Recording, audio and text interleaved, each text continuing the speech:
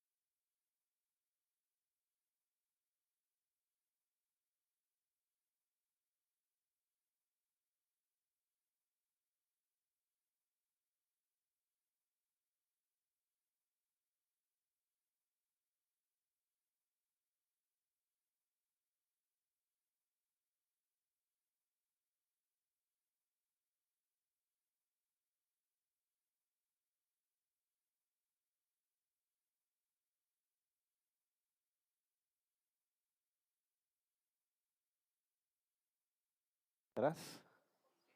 Sí, muy bien. Bueno, buenas noches.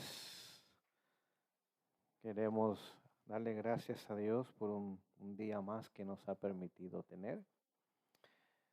También le damos la bienvenida a David y a Laura. Creo que fue en el CADES la última vez que estuvimos con ustedes allá en Santo Domingo.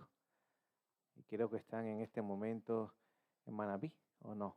Sí, ok, estamos correctos, a pesar de la distancia. Pues seremos vecinos por los próximos días, hasta el domingo, con el favor de Dios. Y gracias a Dios les permitió tener un buen viaje. ¿Cuántas horas les tomó? ¿No saben? 12 horas. Entonces salieron en la mañana ustedes, temprano, y llegaron en la noche. Bueno, pero llegaron, es lo importante, conviene, espero que haya sido. Pues esta mañana comenzamos a estudiar el mensaje de la Odisea en el libro de Apocalipsis, capítulo 3, si queremos ir de regreso a ese pasaje. Vimos el primer versículo y comenzamos a estudiar la primera parte del segundo versículo. Vamos a continuar nuestra lectura en el versículo 15, Apocalipsis 3, 15. ¿Okay? Vamos a ver qué más el Señor tiene para nosotros en su palabra. Esta mañana estudiamos la primera parte que dice, yo conozco, ¿qué cosa? Tus obras. Pero el Señor conoce, y cuando Él conoce, Él puede dar un diagnóstico. Pregunto yo, cuando vamos al médico, ¿no nos hacen un examen primero? Usualmente es un examen de sangre, pero a veces hacen otros exámenes. ¿Y cuál es el objetivo de esos exámenes? Es tener un diagnóstico. El médico nos puede mirar, pero usted quiere que no tan solo lo miren, sino que le digan qué está pasando. Y la única forma de él saber lo que pasa es cuando hay un examen. Ahora les pregunto, ¿la iglesia de la Odisea está siendo examinada? Desde el 22 de octubre del año 1844 comenzó el juicio. Así que Dios está haciendo un examen. Pero él sabía el resultado del examen antes de que existiera el paciente. Porque cuando Juan escribe esto en el primer siglo, faltaban siglos para que llegase a la iglesia de la Odisea.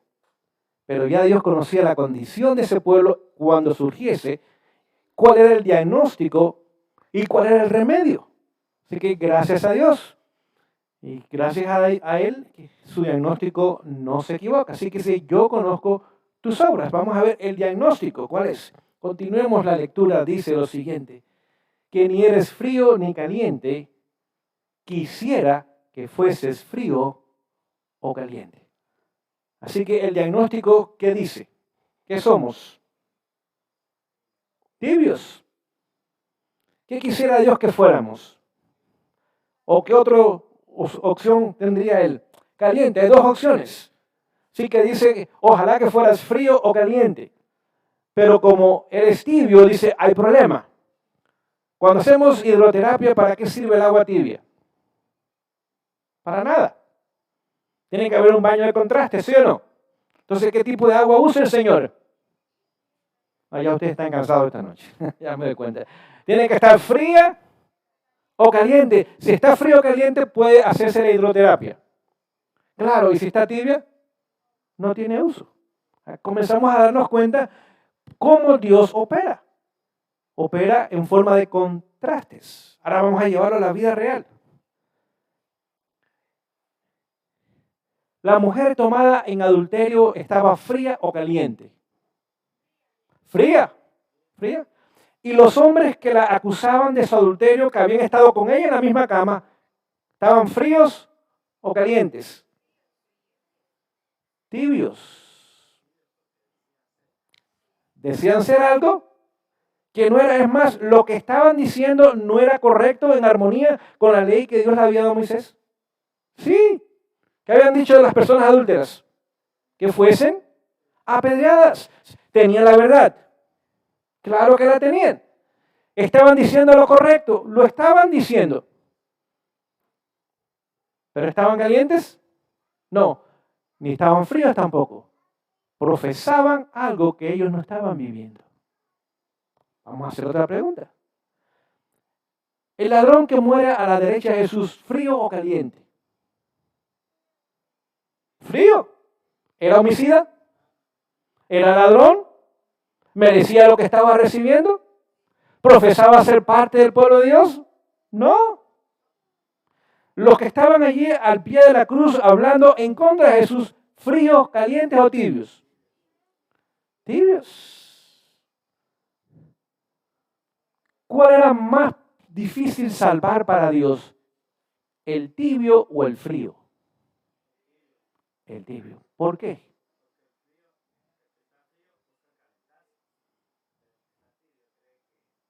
Que está bien. Así que ese es el problema nuestro. Tenemos verdad, tenemos conocimientos proféticos de mejoras en diferentes áreas de nuestras vidas. Decimos que profesamos ser parte del pueblo de Dios, que tenemos una relación con Él. Pero el Señor nos llama ¿a qué? Tibios. Tibios. El que está en el mundo sin Cristo está frío. Es más, muchas veces vive sin sentir su necesidad de Él. ¿La tiene o no? Sí. Todo ser humano tiene un vacío en su corazón que tan solo Dios puede llenar. Pero la otra opción es que fuéramos calientes. Es decir, lo que Dios prefiere es un pueblo caliente, es decir, un pueblo que tenga un compromiso con Él. Un pueblo que esté en fuego, que esté lleno del Espíritu. Esa sería la mejor opción. Y eso Dios desea. Fríos porque puede alcanzarlos mientras no reconocen su necesidad, pero llegará el momento en que lo harán. O calientes, aquellos que ya tienen un compromiso con Él. El problema es con los tibios. Donde sentimos ninguna necesidad, no estamos calientes, pero tampoco estamos fríos. Simplemente estamos en una condición cómoda. Usualmente cuando comemos los alimentos nos gusta que estén como calientes. ¿Qué sucede si están tibios o fríos? No nos agrada tanto. Por lo tanto, ahora vemos cuál es el plan y cuál es el ideal de Dios. Pero antes de avanzar, vamos a darnos cuenta de estos mensajes a las 7 iglesias. La primera iglesia fue la iglesia de Éfeso. Y vayan haciendo la unión de lo que voy a estar mencionando. La primera iglesia fue la iglesia de Éfeso, la iglesia primitiva, la iglesia de los apóstoles, o también se llama la iglesia primitiva. Esta iglesia tan solo tenía Dios una cosa contra ella, y es que le faltaba ¿qué cosa? Su primer amor. Así que cuando surgió estaba caliente.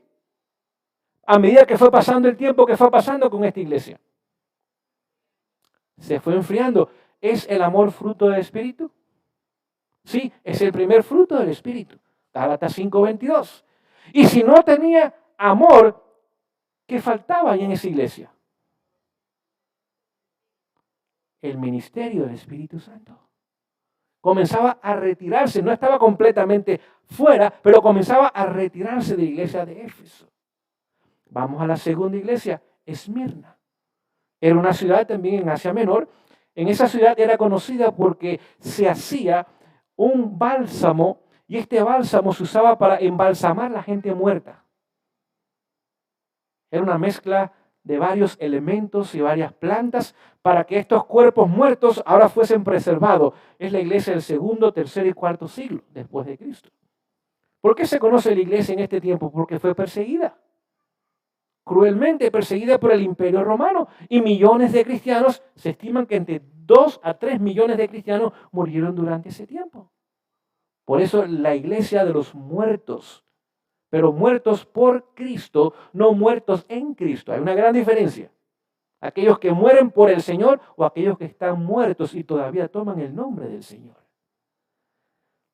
Viene la tercera iglesia, Pérgamo. Significa exaltada. ¿Qué pasó en Pérgamo? Ahora comienza a entrar el paganismo a la iglesia. Y el paganismo es exaltado al formar parte de la iglesia. Y sus miembros comenzaron a adoptar costumbres, prácticas, creencias, tradiciones que estaban en el mundo pagano. Así que vemos que la iglesia de Pérgamo comienza a exaltar no lo que Dios ha dicho, sino las tradiciones y las falsas enseñanzas. Vamos a la siguiente iglesia. Tiatira. Es la iglesia de Jezabel. Es la iglesia donde el papado estaba en control de la iglesia y del mundo. Esa iglesia la encontramos del siglo VI hasta el siglo XVI. Así que encontramos Tiatira.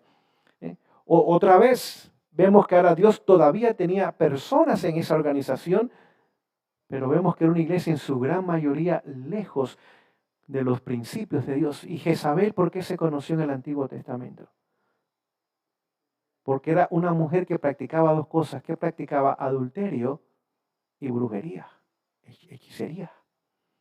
Así que vemos una iglesia que está en adulterio, está unida con el Estado, la iglesia papal, pero también practica ¿qué más? Hechicería, espiritismo. Y comenzaron a entrar un montón de ideas y de conceptos y de tradiciones que promueven los conceptos falsos, obviamente, del espiritismo. Vamos a la siguiente iglesia, siglo XVI, ahora está la iglesia de la Reforma. Esta iglesia de la Reforma, ahora vemos que el Señor, vamos a leer un pedacito nada más de esta iglesia de la Reforma de Sardis. En el capítulo 3 dice lo siguiente: sé vigilante, verso 2, y afirma las otras cosas que están para morir, porque no he hallado tus obras perfectas delante de ti. Es decir, que ahora vemos qué amonestación hace Dios a la iglesia de Sardis. Sé vigilante. ¿Qué significa esa palabra? Estar en guardia. Ten cuidado, van a haber problemas, van a haber dificultades. Mantén lo que tú tienes, retén lo que has recibido. ¿Qué había recibido la iglesia de la Reforma? Había recibido la palabra de Dios. ¿Cuál fue el pilar principal de la Reforma? Sola Escritura. ¿Qué otra verdad había recuperado la iglesia de la Reforma? Sola fide. Somos salvos tan solo por la fe. ¿Qué otro pilar tenía la iglesia de la Reforma? Sola gratia. Solamente por la gracia. ¿Qué otro pilar tenía la iglesia de la Reforma? Solo Cristo. Tan solo Cristo. Así que vemos los pilares principales sobre los cuales Dios estableció en el siglo XVI el movimiento de la Reforma, o llamaríamos el protestantismo.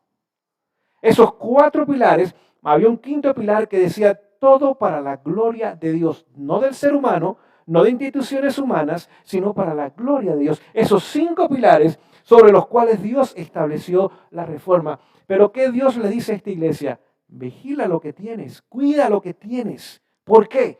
Porque sabía Dios que Satanás inmediatamente levantaría elementos humanos para derrotar el protestantismo. ¿Pasó eso? Sí. el movimiento de la contrarreforma. En el mismo siglo XVI se levanta el movimiento de la contrarreforma. Ese movimiento de la contrarreforma comienza ¿cuándo? Allá en el Concilio de Trento, en el año 1545 hasta el año 1563. 18 años duró ese concilio, el concilio de más duración que ha tenido la Iglesia Católica. 18 años. Por supuesto que hubo algunas interrupciones, pero tomó 18 años de sus inicios hasta que terminó. ¿Y por qué fue tan importante este movimiento de la contrarreforma? En primer lugar, este movimiento de la contrarreforma fue planificado, fue dirigido, fue ejecutado por la Orden de la Sociedad de Jesús, más conocida como los jesuitas. Ellos fueron los que dijeron, tenemos que hacer algo para que el papado, no olvide, en 25 años el papado había perdido la mitad de Europa. La mitad de Europa, 50% de los europeos habían abandonado el catolicismo a pesar de 1000 años de estar establecidos. Y ahora habían adoptado los principios de la reforma. Dice, si no hacemos algo, en los próximos 25 años nos quedamos sin nada aquí. Usted lo puede leer en el Conflicto de los Siglos. Dice que ahora se levanta una orden sin escrúpulos, donde no tiene lazos humanos de ningún tipo, donde el fin justifica el medio, donde alcanzar sus objetivos es su único propósito, donde su única lealtad es al sistema papal. Cuando surge esta orden, ¿cuál era su moto? ¿Cuál era su logo principal? Del caos, orden. Del caos, orden. Así que, ¿qué tienen que crear ellos para establecer su orden? Caos. ¿Qué significa la palabra caos? ¿Es positivo o es negativo? Yo quiero ayudarles a ustedes en esta noche. ¿Es negativo? Caos significa crisis, desorden, destrucción, guerras, tribulaciones, conflictos, disensiones. Es decir, que el sistema tenía que causar caos para que pudiera establecer su orden. Ahora vamos a ver, en capítulo 17 de Apocalipsis, dice que la bestia surge del abismo, es decir, del caos. Al final de la historia, para que ese sistema otra vez pueda reganar o pueda obtener otra vez el poder que tuvo durante la Edad Media, ¿cómo tiene que estar el mundo? En caos. ¿Cómo está el mundo hoy día? ¿Se dan cuenta ustedes cómo la palabra de Dios siempre está al día? Se lo dijo aún en el siglo I, iban a surgir en el siglo XVI, 1500 años después. Dice, cuando ustedes surjan, dice Dios, vigilen lo que ustedes tienen, cuiden lo que ustedes han recibido y retengan lo que ustedes tienen. Si no, lo van a perder. ¿Lo va a perder el mundo protestante? Ya lo perdió, queridos. Ya lo perdió. Ya lo perdió. Pero para que ese sistema surja otra vez al final de la historia, Apocalipsis 17, surge del abismo, versículo 8, el mundo tiene que estar en caos. Si el mundo no está en caos, ese sistema no puede surgir. Ahora comenzamos a darnos cuenta por qué el mundo está cayendo más y más en una condición degradante, en una condición de caos. ¿Quién está gobernando al mundo hoy día más y más? El papado. ¿A través de quiénes? Del sistema jesuita. ¿Cuál era el logo? Cuando ellos se establecieron, tiene una constitución. ¿Qué dice la constitución? La Iglesia católica, se refiere, va a gobernar el mundo. ¿Okay? El Papa va a gobernar la Iglesia. Y nosotros vamos a gobernar el Papa. Ustedes no captaron eso, queridos. Se le pasó a ustedes por arriba. ¿Quién iba a estar en control aún del papado? ¿Qué orden pertenece Francisco I? Ya, casualidad. Casualidad, ¿verdad? No, profecía cumplida. ¿Entendemos esto, pueblo de Dios, o no? ¿Podemos seguir jugando a la iglesita todavía nosotros? ¿Sentándonos cada sábado para ser entretenidos? ¿O debiéramos estar clamando al Señor para que el mensaje de la Odisea sea realidad en nosotros? Porque ya estamos viviendo en caos y todavía no hemos visto nada del caos. Simplemente son los primeros pasos. Como Dios se lo había dicho a la iglesia de Sardis. Retén lo que tienes y vigila. Porque te lo van a quitar. Y se lo han quitado. Se lo han quitado. ¿Qué elementos que hoy día abundan en el mundo cristiano surgieron de la Contrarreforma? Ahí surgió lo que se conoce como la interpretación futurística de la profecía. ¿Qué enseña el futurismo? ¿Qué creen los evangélicos hoy día en su gran mayoría? En el rapto secreto. ¿Se están preparando para la segunda venida? Ni predican de eso porque no van a estar aquí. Dice, cuando llegue la crisis, el Señor nos va a sacar de aquí. Están dando palmadas y gloria a Dios y somos salvos y todo está bien. Y no saben que le toca pasar la crisis. Póngase a pensar, el rapto secreto es tan secreto que ni Dios sabe de él, no está en la Biblia. Creación jesuita que ha entrado al mundo evangélico. ¿Qué otra idea surgió de allí? Israel como el centro de las profecías al final de la historia. Cuando ellos hablan de profecía, y a los evangélicos les gusta hablar de profecía, no saben nada de esto. Piensan que el templo va a ser reedificado, que los sacrificios van a regresar, que por 3 años y medio ahora el mundo estará en armonía, pero después de los 3 años y medio, ahora Rusia y China, el anticristo, que es futuro, no es presente, no está pasando nada. Es más, al anticristo lo llaman el amigo de Cristo hoy día. Y hermano, cuando es el hombre de pecado y el hijo de perdición, han sido tan astutamente engañados a través de este sistema jesuita para promover el papado, que de los púlpitos evangélicos se desconoce completamente la profecía. Y se enseña una falsa profecía. Por eso en el libro de Apocalipsis, ¿cómo se llama el protestantismo apóstata también? El falso profeta. ¿Qué tipo de profecía iba a enseñar? Falsa profecía. Iba a distraer la atención del mundo del sistema papal y se iba a unir con el sistema papal. ¿Qué otro error salió de la reforma también? Una vez salvo, siempre salvo. Teoría muy agradable para el corazón no regenerado. Que pensamos que una vez que estoy salvo puedo vivir como el diablo y todavía voy al cielo.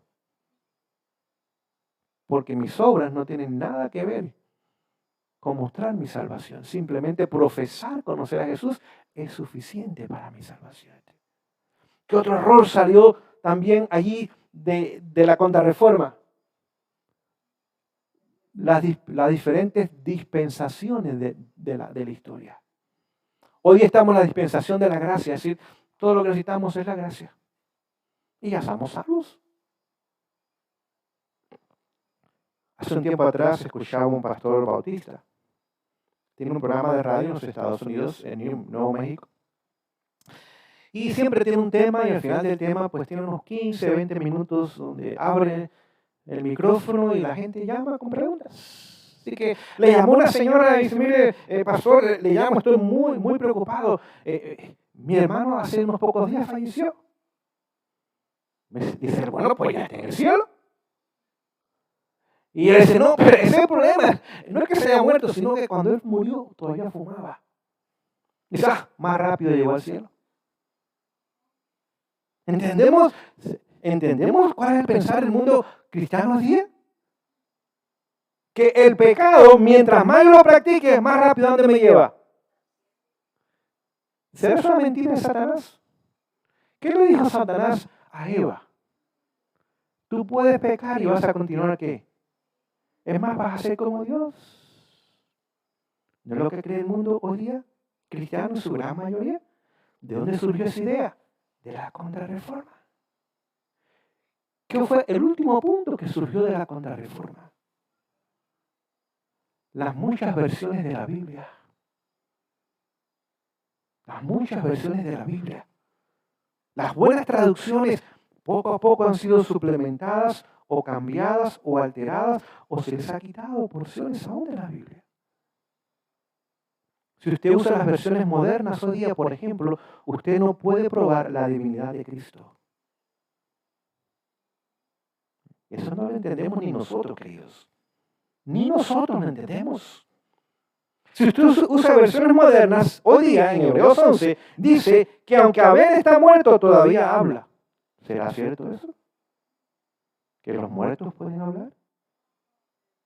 No, pero ha sido cambiado algo muy pequeño. Si usted usa las versiones modernas hoy día, es muy difícil comprobar la no inmortalidad del alma. Si usted usa las versiones hoy día, usted no puede comprobar el juicio investigador. Porque las versiones modernas dicen que cuando Jesús ascendió a los cielos, entró directamente al lugar santísimo. Hagamos estas cosas, porque son las versiones que tienen nuestros hermanos hoy día en las iglesias adventistas. Son las versiones que usan desde el púlpito, son las versiones que usan para nuestras publicaciones. No es que todo lo que está ahí está malo, la gran mayoría todavía es una buena versión, pero han hecho suficientes cambios para que la Biblia que tengamos comiencen, entre comillas, a apoyar posiciones que no son bíblicas.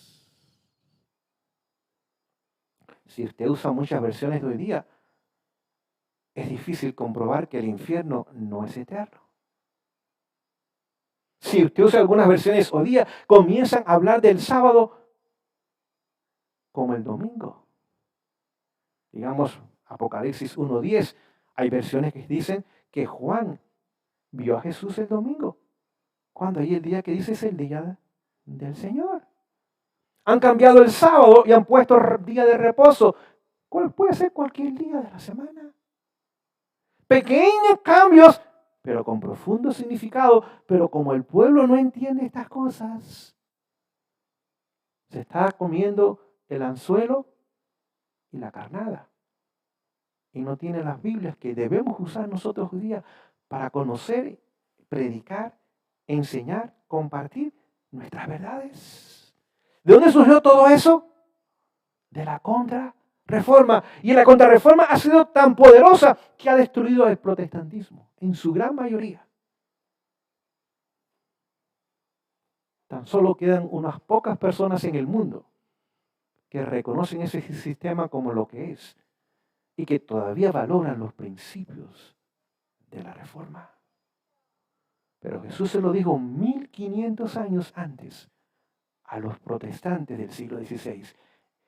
Y los hijos de los reformadores no prestaron atención a esto. Después de la iglesia de Sardis, que se extiende del siglo XVI hasta el siglo XIX, ahora vemos la sexta iglesia, que es Filadelfia. Filadelfia significa amor fraternal. Es la iglesia de los pioneros. Es la iglesia del movimiento adventista. No lo llamen movimiento millerista. Esa frase es lo que usaban aquellos que estaban en oposición a Miller y su enseñanza. Es un movimiento de hombres, es de Miller. Pero si usted lee los escritos de nuestros pioneros, nunca usan movimiento millerista. Hablan de Miller, sí. Hablan de otros que hacían referencia al movimiento millerista. Su frase es el movimiento adventista. Pero aquellos que querían en forma de sarcasmo, en forma de ironía, desacreditar al movimiento, hablaban y lo mencionaban como el movimiento millerista. Es la iglesia del amor fraternal. Contra esa iglesia Dios no dice nada. Es la iglesia que ha tenido menos tiempo en la historia. Simplemente fueron quizás 12 a 15 años. Y desde octubre 22 estamos en la última de las iglesias, la iglesia de la Odisea. ¿A qué hora terminamos? ¿Ya? No, yo tampoco sé. Como no es reloj, a veces yo me animo y se me olvida la hora. ¿Qué? Ok, hagan porque no sé la hora. No. La tijera, lo que sea, algo así. Okay.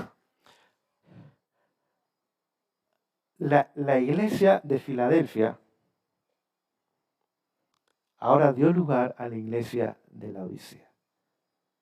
Vamos a seguir nuestra lectura para que veamos un par de detalles más antes de terminar en los próximos 14 minutos. Dice lo siguiente. Verso 16. Mas porque eres tibio y no frío ni caliente, ¿qué va a suceder? De mi boca. Cuando usted toma agua fría, ¿qué produce? Náuseas. ¿Qué traen las náuseas? Vómito. Y cuando Jesús dice, si no cambias de condición de tibieza, porque a veces la persona prefiere el agua fría.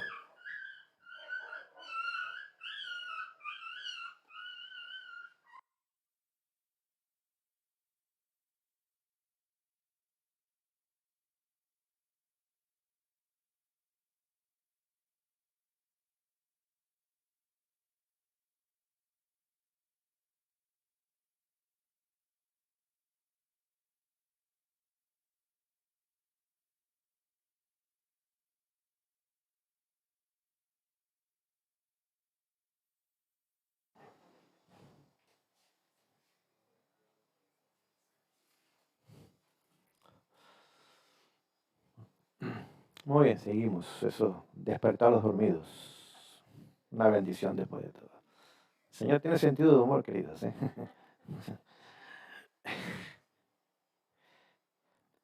Si Jesús dice, yo te voy a dar tiempo, porque el Señor es extremadamente misericordioso, ¿sí o no? ¿Cuánto tiempo le dio al mundo antediluviano? 120 años. Y cuando habló con Noé, dice, el pensamiento de ellos se continúa mal. Es decir, no es que estaban yendo a ser peores, ya eran lo que iban a hacer. Y todavía le dio ¿cuánto tiempo? 120 años. Cuando habló con Abraham, hizo la promesa de que daría la tierra prometida, no a él, sino a sus descendientes. ¿Cuántos años pasaron antes que eso se cumpliese? 400 años. Dice, todavía estos cananitas no han colmado la copa de su iniquidad. Y eran ateos, eran paganos. ¿Es Dios misericordioso? Ustedes no están nada animados esta noche. Que sigan los perritos chillando a ver si ustedes se dan cuenta de esto. Dios es extremadamente misericordioso. ¿Cuánto tiempo le dio Dios a Israel? 1500 años. El pueblo escogido. Desde los días de Abraham hasta el año 34, cuando Esteban es apedreado. 1500 años pasaron. Así que vemos que el Señor es misericordioso. Yo sé lo que va a pasar con mi pueblo al final de la historia. Yo les voy a dar tiempo a ver si ellos están dispuestos a cambiar su condición. Si no lo hacen, ¿qué voy a hacer yo con ellos? Los vomito de mi boca. Es decir, la boca, ¿dónde está? ¿Es parte del cuerpo? Sí. Si no hay cambio en nuestra condición, llegará el momento que el Dios nos saca de su cuerpo. ¿Cuál es el cuerpo de Cristo? Su iglesia. ¿Qué está diciendo ahí que vendría? Un gran zarandeo. ¿Me explico esta noche? Que vendría un gran zarandeo. ¿Qué significa zarandear? Sacar todo elemento que no sea caliente. No frío, los fríos están en el mundo, no en la iglesia. Los tibios son los que están en la iglesia. Así que, si no hay un cambio en su condición y en mi condición, llegará el momento que el zarandeo nos sacará del pueblo de Dios y del cuerpo de Cristo.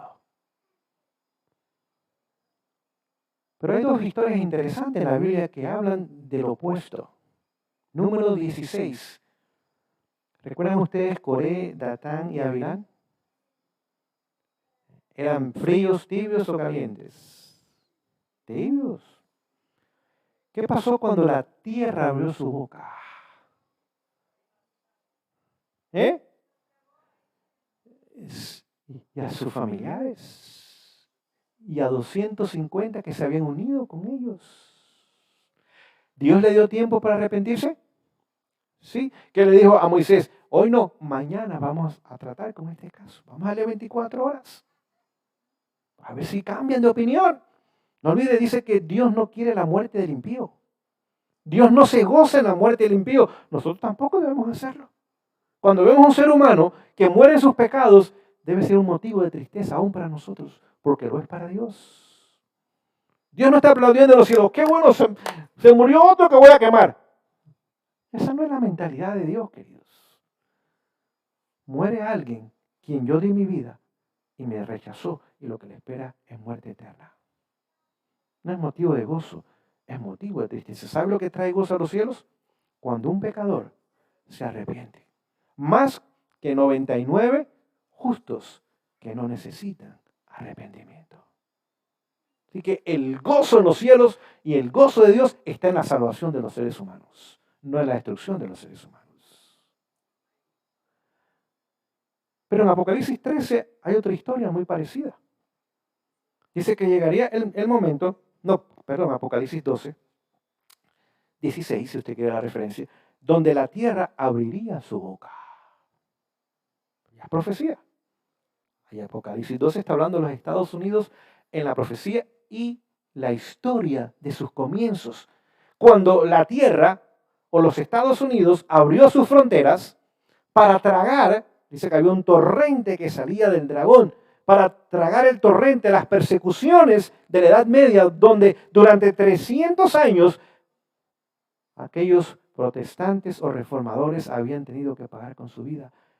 Y Satanás pensaba que iba a eliminar el protestantismo, los voy a destruir uno por uno, pero llegó el momento donde Dios abre un país que ahora da libertad religiosa. Y aquellos perseguidos en Europa pudieron emigrar a los Estados Unidos de Norteamérica y establecer una nación protestante y republicana. Porque ambas cosas están unidas. Nuestros países nunca fueron republicanos. Aunque decían la República de Ecuador, eso fue un engaño, queridos. Ecuador nunca fue república. Ecuador fue por 300 años colonia ¿de quién? De España. Y hasta el presente es colonia ¿de quién? De Roma. Ecuador se independizó de España, pero nunca de Roma.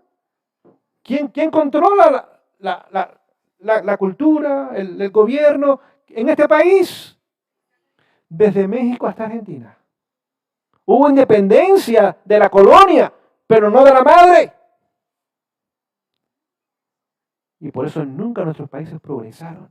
No es falta de trabajo, no es falta de recursos, porque nunca estos países fueron que protestantes ni republicanos. Nunca. Y la gente puede trabajar, pero apenas. Y aquellos que prosperan son los corruptos, los que apoyan al sistema papal, los que están mezclados con el narcotraficantes, son los que prosperan. Pero no olvide, dice que aunque el justo le parece que el malo prospera, su prosperidad es corta.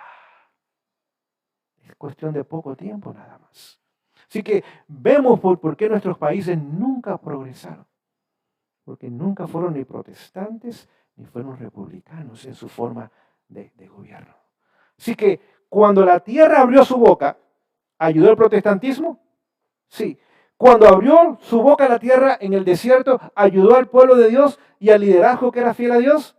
Sí. Pero ahora aquí vemos lo opuesto. Ahora Dios vomita de su boca a aquellos que continúen en su condición de tibieza. Por eso no quiero que seas que tibio, o frío, o caliente. Vamos, mientras el tiempo ya corre para terminar, versículo 17. Dice, porque tú dices, ¿de quién es esa opinión? ¿Es de Dios? No, dice, tú dices, no yo. Tú dices, tú crees, tú opinas. Vamos a ver qué creemos nosotros, ¿ok? ¿Cuál es la opinión nuestra delante de Dios? Dice, yo soy rico y estoy enriquecido. ¿Y no tengo qué? Necesidad de ¿cuántas cosas? De nada. Y no conoces que tú eres un desventurado, miserable, pobre y ciego. ¿Y qué más? Y desnudo. ¿Qué opinión tenemos nosotros de nosotros mismos? ¿Positiva o negativa? Positiva. Es más, es tan positiva que no necesitamos nada. Lo tenemos todo y estamos enriquecidos. Saben que la peor condición nuestra no es que esa sea nuestra condición, sino que dice Jesús, que es el testigo fiel y verdadero. No lo reconoces. Y si en esta noche hay una persona que está en nuestro medio, que piensa porque está en una reunión de sostén propio, conservadora, de verdad presente, no se aplican esas palabras a él, está engañado. Está engañado. Entonces, no, esos son para los nominales, los corporativos, como llaman algunos. Queridos, eso es para nosotros. En primer lugar. Si usted y yo somos honestos en esta noche, reconoceríamos que aunque el Señor nos ha ayudado quizás a entender más el mensaje y aplicarlo de una forma más completa, hay muchas áreas de nuestra vida donde Jesús no está en control de ellas. Quizás no es la dieta para nosotros, pero quizás son las palabras, el mal genio, pensamientos impuros, enojos, frustraciones, peleas con la esposa o el esposo, negligencia hacia la educación de los hijos, desprecio de otros. Usted y yo estamos exactamente en la misma condición. Quizás no comemos carne, pero somos caníbales. No sé si me explico. Nos comemos a otros. Nuestros comentarios que hacemos, nuestras palabras que expresan, pregunto yo, de la abundancia del corazón habla la boca. Y si eso sale de aquí, ¿dónde está en primer lugar? Aquí. Aquí. El mayor engaño es que nosotros mismos no reconocemos nuestra indignidad y nuestra crisis. Pensamos que son otros. Cuando nosotros estamos en la misma crisis, que otros también están en la misma crisis. Y si algo el Señor quiere hacer con nosotros, es decirnos, no, yo te amo, pero necesitas una relación conmigo que te lleve a una condición de ser un cristiano caliente, no tibio. Quizás nos vestimos con modestia. Quizás no somos motivo de tentación las damas para otros hombres porque hay modestia en nosotros. Pero pregunto yo, ¿hay otras mujeres en el mundo que se visten con modestia como las musulmanas? ¿Y aún más modestia que los cristianos? ¿Esa es la reforma del vestir? ¿No? Es más, las monjas se visten con más modestia que muchas adventistas de verdad presentes. ¿Sí o no? ¿Entendemos estas cosas? No rechazamos la verdad, pero no nos conformamos con un conocimiento nada más parcial de la verdad, sin un compromiso con Cristo. Porque esto no es con nadie, es con Cristo. Porque yo puedo cambiar mi vestimenta, pero no puedo cambiar mi corazón. Yo puedo ir a mi closet y sacar cosas que no deben estar allí. O puedo ir a mi nevera y sacar cadáveres que no deben estar allí. No sé si me explico en esta noche. O puedo ir a mi casa y hay discos, y hay películas, y hay cosas que yo puedo botar. ¿Pero dónde no las puedo sacar? De acá. ¿Quién es el único que puede cambiar esto? Es Él. Y si nosotros no reconocemos esa realidad, seguimos siendo tibios, con todo el conocimiento que tenemos de la verdad. Es más, el libro de educación, creo que en la página 149, 148, dice que la verdad que no se vive y que no se comparte, pierde su poder de restauración y de sanar. La verdad que no se vive y no, que pierde su poder de restaurar y de sanar. Y quizás el Señor nos ha permitido crecer en algunas áreas, y no lo dudamos. Amén. Cada victoria, alabado sea el nombre del Señor. El llamado de Dios no es que seamos fríos. No nos está diciendo sean fríos. Lo que no dice no sean tibios. No seas tibio. No te conformes con un conocimiento parcial de la verdad o un conocimiento quizás total de la verdad, pero en la práctica es parcial nada más. Es lo que te conviene, lo que te cae bien, lo que te gusta, lo que la cultura te ha enseñado. No, queridos, esto es un compromiso con Jesús. Y cuando ese compromiso tome lugar, ahora Él nos calienta. Nosotros no nos podemos calentar, esa es su obra. Y esa es la peor condición de nosotros en la Odisea. Donde pensamos, sí, se aplica a otros. Mira a fulano, mira lo que hacen, lo que visten, lo que comen, dónde van. ¿Y yo qué? ¿Y yo qué? ¿Será que yo soy santo? No. Al menos yo no lo soy. Es obvio. Por lo tanto, ese mensaje se aplica a nosotros. Es más, voy a leer esta cita y ya voy a terminar. Yo creo que ya nos quedan 2 o 3 minutos quizás. ¿Ya se terminó? Entonces mañana leo la cita. Ok. Vamos a leerla entonces. Primeros escritos. Usted quiere la referencia a primeros escritos. Primeros escritos. Dice, vi que el testimonio, página 270, si usted quiere la referencia. Vi que el testimonio del testigo fiel, ¿el testigo fiel no es el que le habla a la Odisea? Sí. Había sido escuchado tan solo a medias. ¿A cuánto? 50% nada más. Somos nosotros, queridos. Nuestros hermanos en la mayoría de las iglesias no están ni a media. Y no es para criticarlos, es la verdad. No estudian, no escuchan, no leen. Simplemente van, se sienten y se van, se sienten y se van, se sienten y se van. Es lo que es. Entonces, ¿estamos igual que ellos? Sí. Excepto que usted y yo tenemos la mitad nada más. Pero si yo tomo un billete de $20 y le doy la mitad, ¿cuánto vale? Ya ustedes comienzan a entender estas cosas. ¿Y si es de $100 y le doy la mitad? Nunca tiene ningún valor algo que esté en la mitad. Nada. Dice, el solemne testimonio del cual, escuchen esta declaración, depende el destino de la iglesia. ¿De qué depende el destino suyo y mío? De prestar atención a este mensaje de la Odisea. Cual no lo estima, no lo estimamos. Lo podemos leer, lo podemos aún profundizar, pero no lo estimamos. Cuando no se lo menosprecia por completo. Por completo.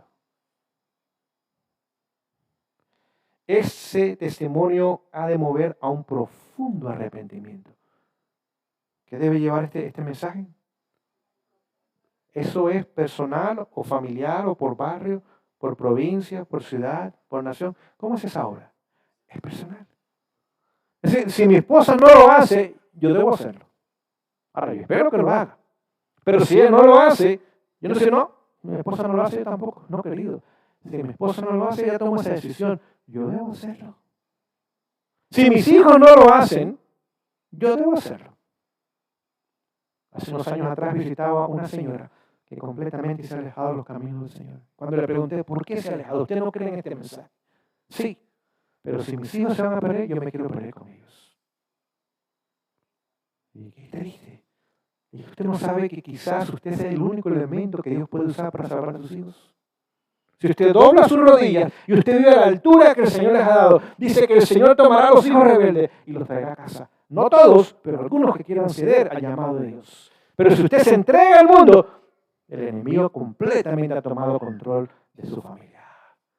Pero esa fue la decisión que ella quiso tomar. Hasta el día de hoy, que yo sepa. Si mis hijos no se salvan, tampoco yo me quiero salvar. Todos, no hay excepciones, los que lo reciban sinceramente, lo obedecerán y quedarán purificados. Así que si usted en esta noche y yo en esta noche decidimos, Señor, ayúdame a vivir el mensaje de la Odisea. El mensaje de Apocalipsis 18, que se ha caído Babilonia, ese es para Babilonia, eso no es para nosotros. El mensaje para nosotros es Apocalipsis 3. Y termina diciendo la cita, pregunté, ¿cuál era el significado del zarandeo que yo había visto? Y se me mostró que lo motivaría el testimonio directo que exige el consejo que el testigo fiel dio a la iglesia de la Odisea. Moverá este consejo el corazón de quien lo reciba y le inducirá a exaltar el estandarte y a difundir la verdad correcta. Algunos, y gracias a Dios por esa palabra, no sé todos, algunos no soportarán este testimonio directo, sino que se levantarán contra él, y esto es lo que causará un zarandeo en el pueblo de Dios. Así que este mensaje va a hacer dos cosas: o nos salva o nos pierde. No el mensaje, mi decisión personal. O me salva, al final no hay tibios, queridos. O somos fríos y perdidos, o somos calientes. No hay tres opciones, hay tan solo dos. Mañana vamos a seguir el estudio. Gracias al Señor por los momentos que nos permitió en esta noche de compartir su palabra. No sé si hay anuncios o himnos o algo para